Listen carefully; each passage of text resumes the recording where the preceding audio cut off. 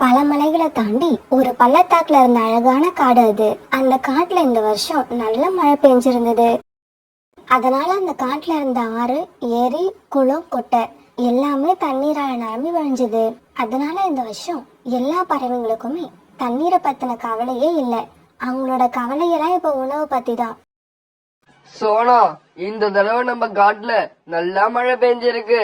இப்படி மழை பெஞ்சதால எல்லா வயல்களும் விவசாயம் செய்யற பக்குவத்துல இருக்கு.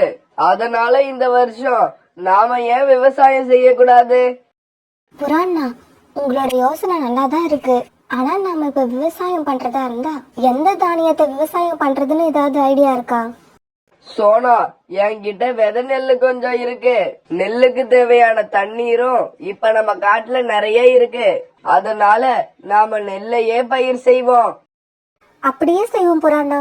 அப்புறம் நம்ம தேவைக்கு போக நெற்பயிர்கள் அதிகமா இருந்தா அவைகளை மூட்டையா கட்டி நம்ம காட்டுல உள்ள மார்க்கெட்ல கொண்டு போய் வியாபாரமும் பண்ணலாம். நமக்கு நல்ல லாபமும் கிடைக்கும்.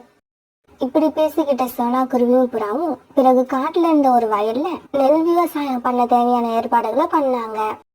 இவங்க இப்படி வயல்ல வேலை செஞ்சுட்டு இருக்கும்போது அங்க ஓரிக்காகவும் காலுக்காகவும் வந்தாங்க. சோனா, இந்த வயல்ல நீங்க 2 பேரும் என்ன பண்ணிக்கிட்டு இருக்கீங்க? ஏதாவது விவசாயம் பண்ண போறீங்களா என்ன? ஆமாங்க கோரியக்கா, இந்த வருஷம் நம்ம காட்டுல நல்லா மழை பெஞ்சிருக்கு. ஆறு, குளம், குட்டை, ஏரி எல்லாமே நிரம்பி இருக்கு. அதனால இந்த சந்தர்ப்பத்தை வீணாக்காம இந்த வயல நெற்பயிர் விவசாயம் பண்ணலாம்னு இருக்கோம். காலுஜி, சோனா சொல்றது ரொம்பவும் சரி. நம்ம வீட்டுக்கு பக்கத்துல கூட கொஞ்சம் வயல் இருக்கு. நாமளும் அங்க ஏதாவது நெல் விவசாயம் பண்ணனா நமக்கு ரொம்ப உதவியா இருக்கும். புறா, உங்ககிட்ட கொஞ்சம் விதை நெல் இருக்குமா? இல்ல காலு, எங்க கிட்டயே விதை நெல்லு ரொம்பவும் குறைச்சலாதான் இருக்கு.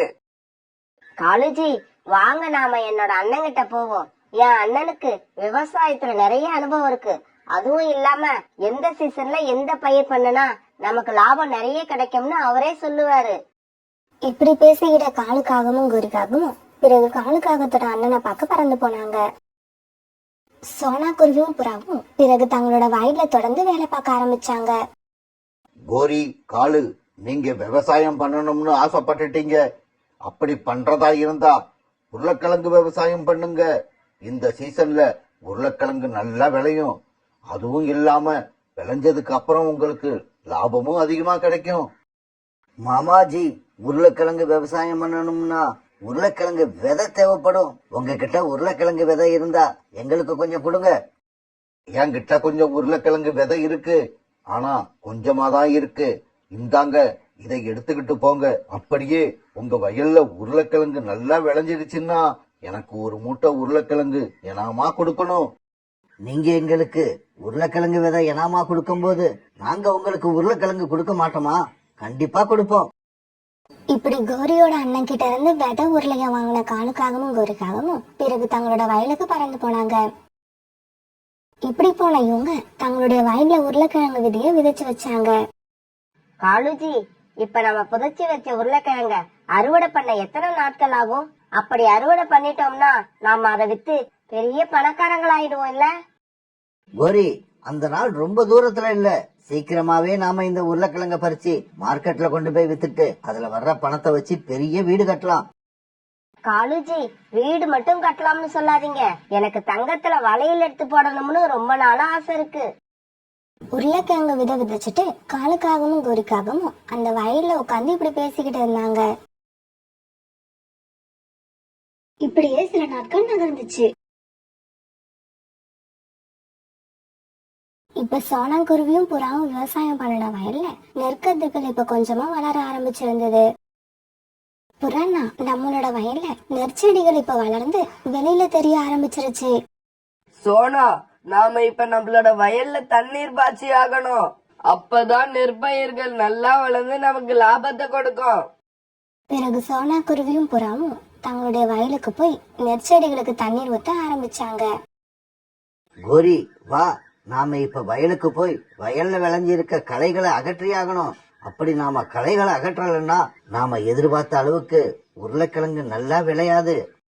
காலுஜி, நம்ம பயிரிட்டு இருக்க உருளைக்கிழங்கு நல்லா விளைஞ்சதுக்கு அப்புறம் நாம அதை வித்து பெரிய பணக்காரங்களாக போறோம்.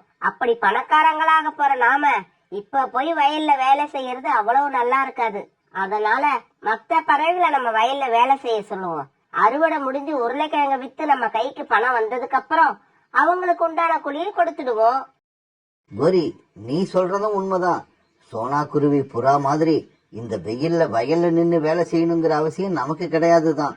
இப்பவே போய் வயல்ல வேலை செய்யற பறவைகள் யாரையாவது அழைச்சுக்கிட்டு வந்து நம்ம வயல்ல விளைஞ்சி இருக்கிற களைகளை எடுக்க சொல்றேன். இப்படி போன காலுக்காகவும் ஒரு இடத்துல ரீட்டாக்குலயும் புல்புல் பறவையும் இருக்கிறத பார்த்துட்டு அங்க போச்சு. ரீட்டா, புல்புல், எங்க வயல்ல விளைஞ்சிருக்க களைகளை எடுத்து சுத்தம் பண்ற வேலை இருக்கு. உங்கள யாராவது வந்து அந்த வேலையை செய்ய தயாரா இருக்கீங்களா? வேலை செய்யறதுக்கு சம்பளம் எவ்வளவு தருவீங்கன்னு சொல்லுங்க, அப்புறம் நாங்க வந்து வேலை செய்யறோம். இங்க பாருங்க, உங்களுக்கு சம்பளம் தர்றதுக்கு இப்ப என்கிட்ட பணம் கிடையாது. ஆனா உருளைக்கிழங்கு விளைஞ்சதுக்கு அப்புறம் மார்க்கெட்ல கொண்டு போய் வித்துட்டு என் கைக்கு பணம் வந்த உடனே நீங்க செஞ்ச வேலைக்கு நிறைய பணம் சம்பளமா கொடுப்பேன். பிறகு இதுக்கு சம்மதிச்ச ரீட்டாக்கிலையும் புல்புல் பறவையும் காலுக்காக வயல்ல போய் வேலை பார்த்தாங்க. இப்படி போன இவங்க காலுகோரி வயல்ல ஒரு நாள் புறா வேலை பார்த்து வயல்ல இருந்த களைகள் எல்லாத்தையும் எடுத்து வயலை சுத்தம் பண்ணினாங்க. இவங்களை இப்படி வயலை சுத்தம் பண்ண சொல்லிட்டு காலுக்காகவும் கோரிக்காகவும் தங்களுடைய வீட்டுல படுத்து நிம்மதியா தூங்கிட்டு இருந்தாங்க. இப்படி வயல்ல வேலை பார்த்து முடிச்சதுக்கு அப்புறம் ரொம்ப களைச்சு போய் வெளியில வந்த ரீட்டாக்கிலையும் புல்புல் பறவையும் சோனா குருவியும் புறாவும் பார்த்தாங்க.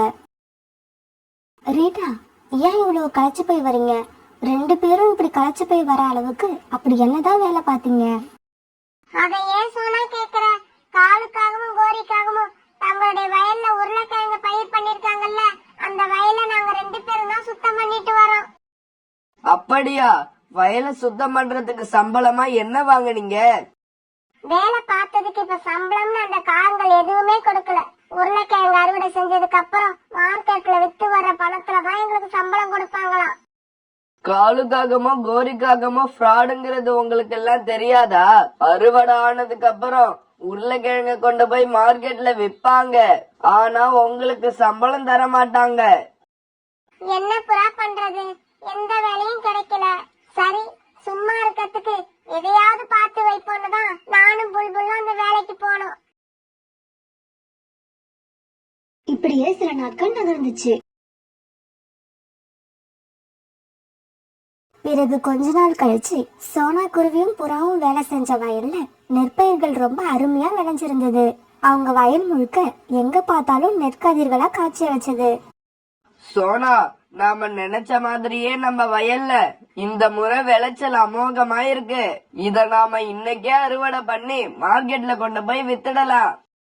இப்படி பேசிக்கிட்ட சோனா குருவியும் புறாவும் பிறகு தங்களுடைய வயல்ல உள்ள நெல்லையெல்லாம் அறுவடை பண்ணி சாக்கு மூட்டையில கட்டி வச்சாங்க. இப்படி கட்டி வச்ச சாக்கு மூட்டைகளை சோனா குருவியும் புறாவும் மார்க்கெட்டுக்கு எடுத்துட்டு போக போறப்ப கோரியோட அண்ணன் அங்க வந்தாரு. என்ன சோனா, உங்க வயல்ல இந்த தடவை நல்ல விளைச்சல் போல இருக்கு.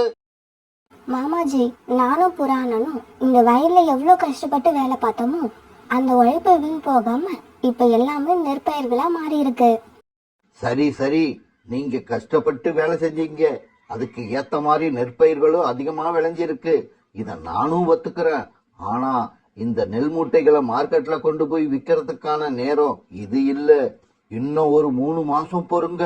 நெல்லோட விலை இப்ப விக்கிறத விட இன்னும் அதிகமாகும். அப்புறம் மார்க்கெட்ல கொண்டு போய் நீங்க உங்களோட நெல்லை வித்தீங்கன்னா உங்களுக்கு லாபம் 2 மடங்கா கிடைக்கும். இல்ல மாமாஜி, எங்களுக்கு அப்படிப்பட்ட லாபம் தேவையில்லை. உணவு பொருட்களை பதுக்கி வச்சு விற்கணுங்கிற அவசியம் எங்களுக்கு இல்ல. இப்படி சொன்ன சோனா குருவியும் புறாவும் பிறகு தங்களுடைய நெல் மூட்டைகளை எடுத்துக்கிட்டு மார்க்கெட்டை நோக்கி போனாங்க. இப்படி மார்க்கெட்டுக்கு போன சோனா குருவியும் புறாவும் தங்களோட நெல் மூட்டைகளை நல்ல விலைக்கு வித்தாங்க. இந்த சமயத்துல காலுக்காகவும் கோரிக்காகவும் தங்களோட வயல்ல விளைஞ்சிருந்த உருளைக்கிழங்க பூமிக்கு அடியில இருந்து வெளியே எடுத்து குவிச்சு வச்சாங்க. மாமாஜி, நீங்களும் நல்ல சமயத்துல தான் வந்திருக்கீங்க. எங்க கூட மார்க்கெட்டுக்கு வாங்க. இந்த உருளைக்கிழங்க கொண்டு போய் நல்ல விலைக்கு வித்துட்டு வருவோம். அண்ணா, எங்க வயலை பாத்தியா எப்படி விளைஞ்சிருக்குன்னு? இந்த முறை எங்களுக்கு லாபம் ரொம்ப அதிகமா கிடைக்கும்னு நினைக்கிறேன். இங்க பாரு கோரி, வயல்ல மாடு மாதிரி வேலை செஞ்சா மட்டும் பத்தாது.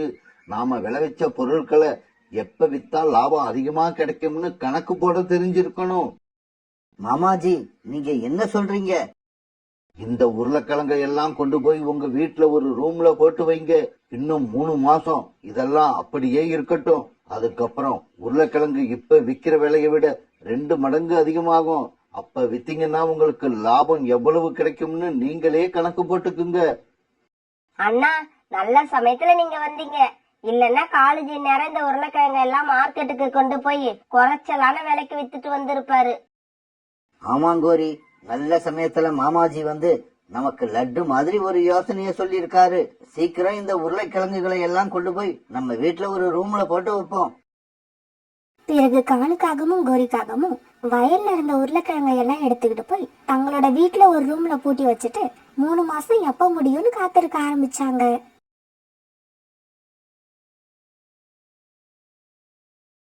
ஒரு நாள் கோரியோட அண்ணன் அவசர அவசரமா காலுக்காக வீட்டுக்கு வந்தாரு. காலு, கோரி, சீக்கிரமா உங்க வீட்டுல உள்ள உருளைக்கிழங்கை எல்லாம் சாக்கு மூட்டையில கட்டி மார்க்கெட்டுக்கு கொண்டு போங்க. இப்ப உருளைக்கிழங்கோட விலை 2 மடங்கு ஏறி இருக்கு. இப்ப கொண்டு போய் உங்களோட உருளைக்கிழங்க மார்க்கெட்ல வித்தீங்கன்னா நீங்க நினைச்சு பார்க்காத அளவுக்கு லாபம் கிடைக்கும். கோரி, நாம பெரிய வீடு கட்ட போறதுக்கான நேரம் வந்துருச்சு. இத மட்டும் சொன்னா எப்படி காலேஜ்? எனக்கு வளையல், நெக்லஸ் இதையெல்லாம் வாங்குற காலம் கூட தான் வந்துருச்சு. பிறகு இவங்க 3 பேரும் தங்களோட வீட்டுக்குள்ள உருளைக்கிழங்கு போட்டு வச்சிருந்த ரூமுக்கு போனாங்க. இப்படி போன இவங்க உருளைக்கிழங்கு இருந்த நிலைமைய பார்த்துட்டு ரொம்பவும் அதிர்ச்சி ஆயிட்டாங்க. அந்த ரூம்ல இருந்த எல்லா உருளைக்கிழங்கும் அழுகி போய் பூசணம் பிடிச்சிருந்தது. அது மட்டும் இல்ல, அந்த ரூமுக்குள்ள ஒரு கெட்ட வாடையும் வந்தது. இத பார்த்த காலுக்காகவும் கோரிக்காகவும் கண்ணீர் விட்டு அழுதாங்க. அண்ணா, என்ன இது? நம்மளோட உருளைக்கிழங்கு எல்லாம் இப்படி வீணா போய் கிடக்கு. இத பாக்குறப்ப எனக்கு நெஞ்சே வெடிச்சிடும் போல இருக்கு. கோரி, ஆசை யார விட்டது? கிடைக்கிற லாபம் போதும்னு நினைச்சு சோனா குருவி புறா மாதிரி நாமளும் இந்த உருளைக்கிழங்க 3 மாசத்துக்கு முன்னாடியே வித்திருக்கலாம். ஆமா ஆமா, சோனா குருவி புறா மாதிரி உங்க பேச்ச காதுல வாங்காம நாங்களும் அப்பவே இந்த உருளைக்கிழங்க வித்திருக்கணும். பேராசைப்பட்டதால இப்ப எதுவுமே கிடைக்காம போயிடுச்சு.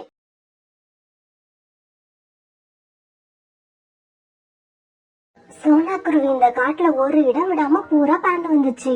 அது இப்ப முட்டையிட போற நேரம். அதுக்கு இப்ப கூடு தயார் பண்ணணும். கூடு கட்டுற இடமும் பாதுகாப்பா இருக்கணும். அப்படி ஒரு பாதுகாப்பான இடத்தை தேடிதான் அது பறந்துகிட்டு இருந்தது.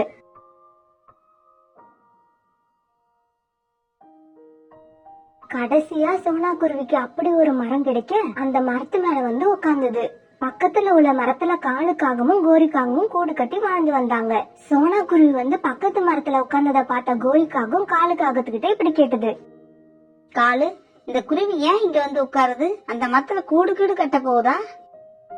பாக்கறதுக்கு இந்த குருவி கூடு கட்ட வந்த மாதிரி தான் இருக்கு.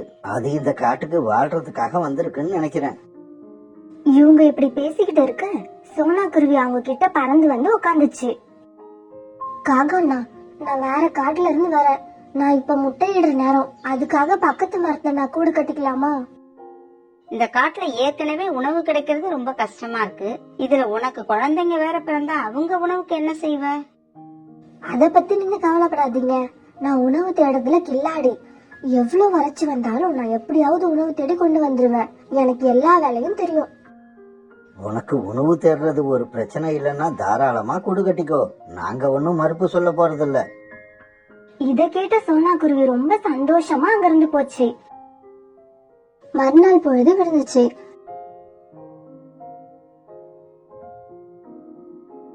சோனா குருவி சீக்கிரமா எழுந்து கூடு கட்ட தேவையான பொருட்களை கொண்டு வந்து கூடு கட்ட ஆரம்பிச்சது.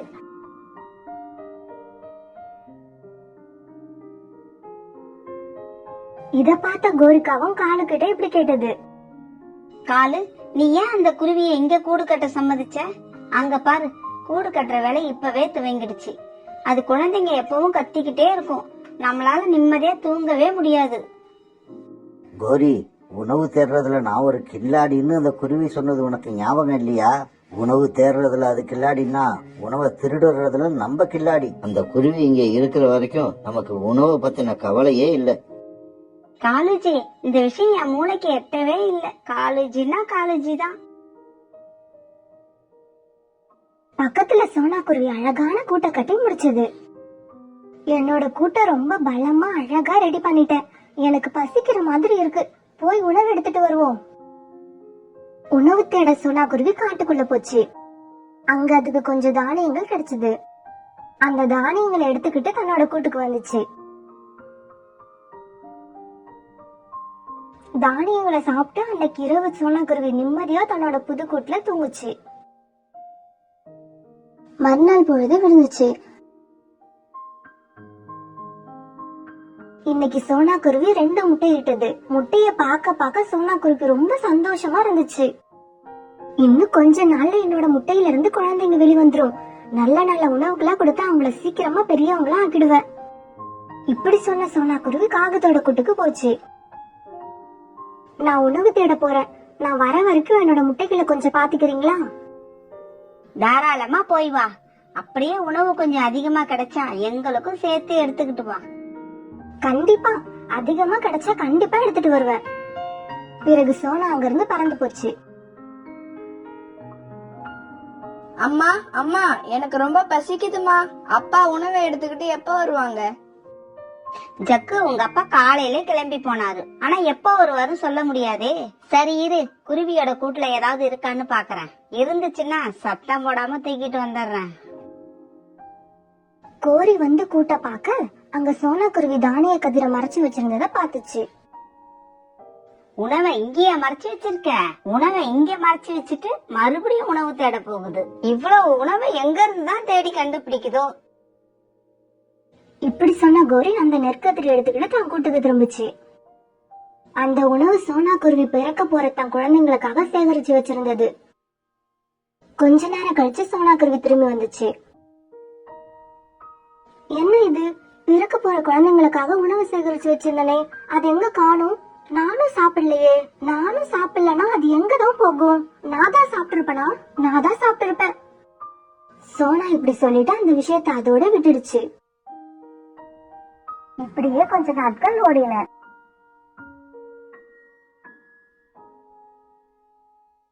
சோனாவோட 2 முட்டையில இருந்து 2 குழந்தைங்க பிறந்துச்சு. அதுங்க பார்க்க ரொம்ப அழகா இருந்துச்சுங்க. அம்மா, எனக்கு ஏதாவது சாப்பிட கொடு, எனக்கு ரொம்ப பசிக்குது. அம்மா, எனக்கும் பசிக்குது, எனக்கும் உணவு கொடு.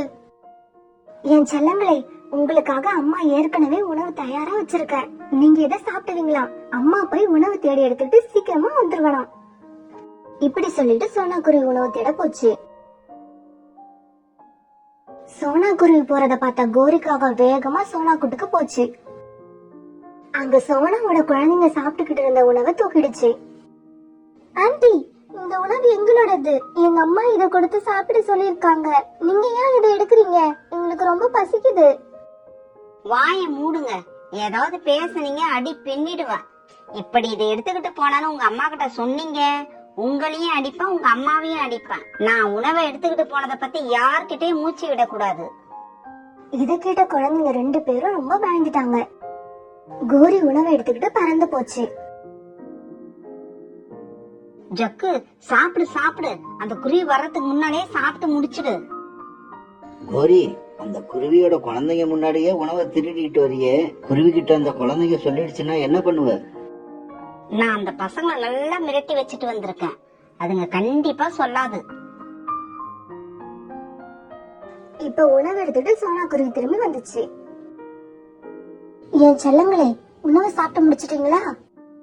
அந்த குழந்தைங்க 2 பேரும் கோரிக்காக மிரட்டினதுல பயந்து போய் இப்படி சொன்னாங்க. ஆமாமா, சாப்பிட்டு முடிச்சிட்டோம். சோனா குருவி உணவு தேடி கொண்டு வர்றது, அத காலுக்காக திருடி தன் குழந்தைங்களுக்கு கொடுக்க வேண்டியது, இது ஒரு தொடர் கதையா நடக்க ஆரம்பிச்சது. சரியான உணவு இல்லாதால சோனா குருவியோட குழந்தைங்க ரொம்ப பலவீனமானாங்க. இத பார்த்த சோனா குருவிக்கு ரொம்ப கவலையாயிடுச்சு. என் குழந்தைங்களுக்கு எவ்வளவோ கஷ்டப்பட்டு நல்ல நல்ல உணவா தேடி கண்டுபிடிச்சு கொண்டு வர, பிறகும் ஏன் இவங்க இப்படி பலவீனமா இருக்காங்க? இவங்களை டாக்டர் கிட்ட தான் அழைச்சிட்டு போகணும். பிறகு சோனா குருவி தன் குழந்தைங்களை டாக்டர் கிட்ட அழைச்சிட்டு போச்சு. சோனா, உன் குழந்தைங்க ரொம்ப பயந்த மாதிரி இருக்காங்க. அப்புறம் அவங்களுக்கு உணவு சரியா கிடைக்கல போல இருக்கு. இவங்களுக்கு நல்ல நல்ல சத்தான உணவா கொடு. என் குழந்தைங்களுக்கு நல்ல நல்ல உணவா தேடி தான் கொண்டு வந்து கொடுக்கறேன். அப்படியும் பலவீனமா போறாங்க. இந்த மருந்த உன் குழந்தைங்களுக்கு கொடு. அது கூடவே சத்தான உணவுகளையும் கொடு. பிறகு சோனா குருவி தன் குழந்தைங்களை அழைச்சுக்கிட்டு அங்கிருந்து கிளம்பிச்சு. காலு, இந்த குருவி தன் குழந்தைங்களை அழைச்சிட்டு எங்க போயிருக்கோம்? அது குழந்தைங்களை அழைச்சிக்கிட்டு டாக்டர்கிட்ட போனதை நான் பார்த்தேன். குழந்தைங்க உடம்பு பலவீனமா இருக்குன்னு டாக்டர் கிட்ட போயிருக்கோம். யார்கிட்ட போய் என்ன பண்றது? ஜக்கும் நானும் அவங்க உணவை சாப்பிடுற வரைக்கும் அதுங்க உடம்பு பலவீனமா தான் இருக்கும். இப்படி சொல்லிட்டு 3 பேரும் சிரிச்சாங்க. என் செல்லங்களா, இந்த பழங்களை சாப்பிடுங்க. அம்மா நதி வரைக்கும் போய் உங்களுக்கு தண்ணி எடுத்துக்கிட்டு வரேன். சோனா குருவி நதி பக்கம் பறந்து போச்சு. அது போறத பார்த்த கோரிக்காக குழந்தைங்க கிட்ட போச்சு. குழந்தைங்களா, அந்த பழங்களை இப்படி கொடுங்க.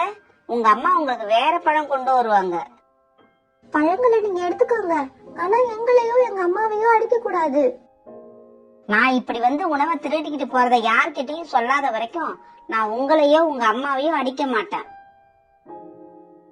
பிறகு பழங்களை எடுத்துக்கிட்டு கோரிக்காவும் தான் கூட்டுக்கு போச்சு. இந்த கருப்பு ஆண்டி ரொம்ப கெட்டவங்க. இவங்களை பத்தி இன்னைக்கு அம்மா கிட்ட சொல்லதான் போறேன். அப்படி சொல்லாத. சொன்ன அந்த ஆண்டி நம்மளையும் நம்ம அம்மாவையும் அடிச்சு கொன்னுடுவாங்க. இப்படி நம்ம சாப்பிடாமலே இருந்தா கூட சாகதான் போறோம். நம்ம இறந்தா அம்மா என்ன உயிரோடையா இருக்கும்? இன்னைக்கு நான் அம்மா கிட்ட சொல்றதுதான். அப்ப நதி பக்கம் போன சோனா குருவி திரும்பி வந்துச்சு. நான் சொல்லதான் போறேன். சொல்லாத, அப்புறம் ஆண்டி நம்ம எல்லாரையும் கொன்னுடுவாங்க. குழந்தைங்க இப்படி பேசிக்கிறத கேட்ட சோனா குருவிக்கு குழப்பமாயிருச்சு. என் செல்லமே, நீங்க சொல்லுங்க, அம்மா கிட்ட என்ன சொல்ல போறீங்க? அம்மா, தினமும் நீங்க எங்களுக்கு கொடுக்கற உணவை எதிர்கூட்டுல இருக்கிற கருப்பு ஆண்டி வந்து எடுத்துக்கிட்டு போயிடுவாங்க. இத உங்க அம்மா கிட்ட சொன்னா உங்களையும் உங்க அம்மாவையும் கொன்னுடுவேன்னு மிரட்டி வச்சிருக்காங்க. இப்ப சோனா குருவிக்கு எல்லாமே புரிய வந்தது. என் குழந்தைங்க நாளுக்கு நாள் பலவீனமா போய்கிட்டு இருக்கிறதுக்கான காரணம் இப்பதான் எனக்கு புரியுது. என் செல்லங்களே, எந்த விஷயமா இருந்தாலும் சரி, உங்களோட அம்மா கிட்ட இருந்து மறைக்கவே கூடாது. கோரிக்காகவும் காலுக்காகவும் ஏதோ வேலையா வெளியே போயிருந்தாங்க.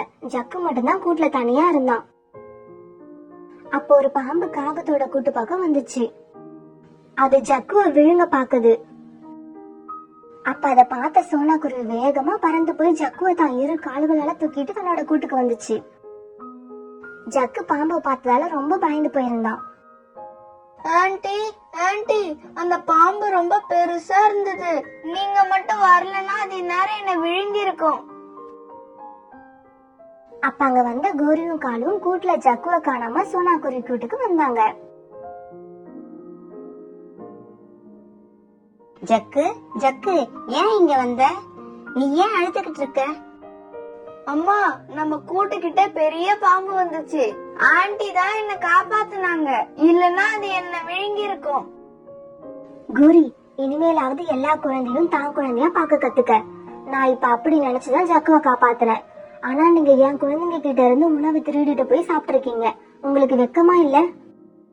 கோரியும் காலும் சோனா பேசுனதை கேட்டு எந்த பதிலும் சொல்ல முடியாம நின்னாங்க. ஏன்னா சோனா குருவியோட குழந்தைங்க கிட்ட இருந்து இவங்க உணவு திருடியும் சோனா குருவி இவங்க மகளோட உயிரை காப்பாத்திருக்கு. நான் இந்த கூட்டுல இருந்து என் குழந்தைங்களை அழைச்சிட்டு போக போறேன். ஆனா ஒண்ணு மட்டும் ஞாபகம் வச்சுக்கோங்க, மத்தவங்களுக்கு தொல்லை கொடுக்கற யாருமே கடைசி வரைக்கும் நிம்மதியா வாழ முடியாது. சோனா, எங்களை மன்னிச்சிடு. இனிமே இப்படி திருட மாட்டோம். உன்ன மாதிரி ஒரு நல்ல மனசு கொண்ட குருவி எங்க தேடினாலும் கிடைக்காது. இருந்தாலும் சோனா குருவி தான் குழந்தைங்களை அழைச்சுக்கிட்டு அங்க இருந்து பறந்து போயிடுச்சு.